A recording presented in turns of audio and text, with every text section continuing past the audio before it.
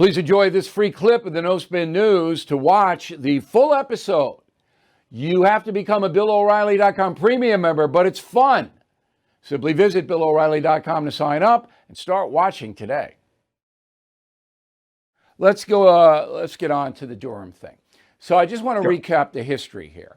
So as I said, in 1972, the Watergate plumbers, so-called plumbers, broke in to the Democratic National Committee headquarters at the Watergate Hotel in D.C. And their goal was to rifle all the files and then to plant bugs so that the committee to reelect Richard Nixon, the acronym is CREEP, okay, could hear what the Democrats were saying. Big scandal. People went to jail. Richard Nixon had to resign. Everybody who follows history knows what happened. So here we have the Trump campaign being spied upon by people working for, getting money from the Hillary Clinton campaign in 2016. So you would think it's pretty much the same, right, Counselor? Well, actually, in fact, and that's what I write about in Postgate, the Post falsely claimed that this was a campaign operation, and there was campaign cash used.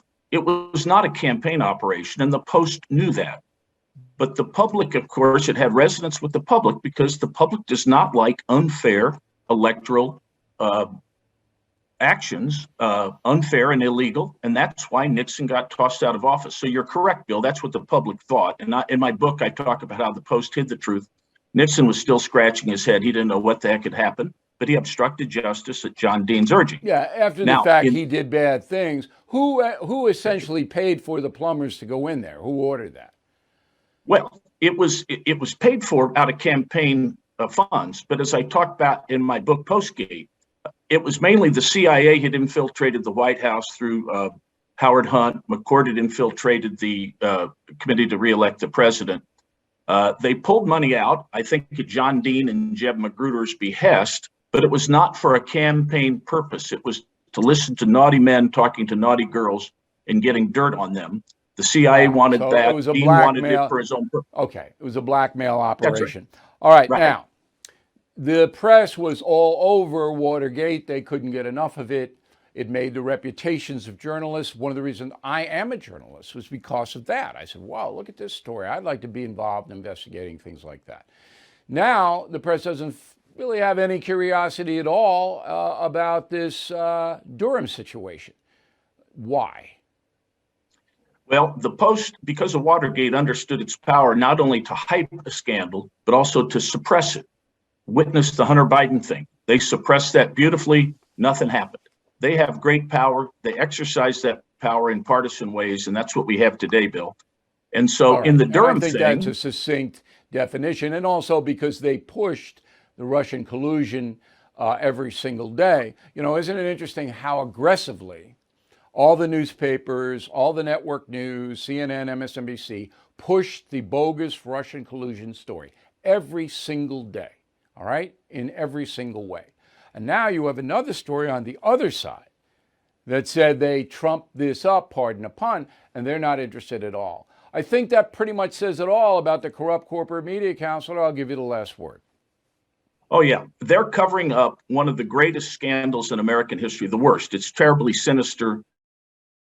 I'm sure I'm not the only one who's noticed everything is getting more expensive. We are in the biggest economic crisis since 2008, with a government that's printing trillions of dollars. Consumer prices at the highest we've seen in 30 years. Inflation certainly here. And if the government continues its out of control printing and spending, the dollar could continue its free fall and lose its coveted role as the world's reserve currency. While paper money will eventually have a shrinkage in value, there are real tangible things that will always maintain value. So how do you protect your money, your retirement, your savings? American Hartford Gold can show you how to hedge your hard-earned savings against inflation by helping you diversify a portion of your portfolio into physical gold and silver. All it takes to get started is a short phone call, and they'll have physical gold and silver delivered right to your door or put inside your IRA or 401k. Plus, tell them Bill O'Reilly sent you, and they'll give you up to $2,500 of free silver on your first order. So please don't wait. Call them now, 866-501-5201, 866-501-5201, or text BILL to 65532. Again, 866-501-5201, or text BILL to 65532. Bill O'Reilly here. Thank you for watching this video, and make sure you subscribe to the First TV YouTube page. Just hit the big red subscribe button below, and you'll get clips and highlights of my program, The No Spin News, every single day. We'll see you soon.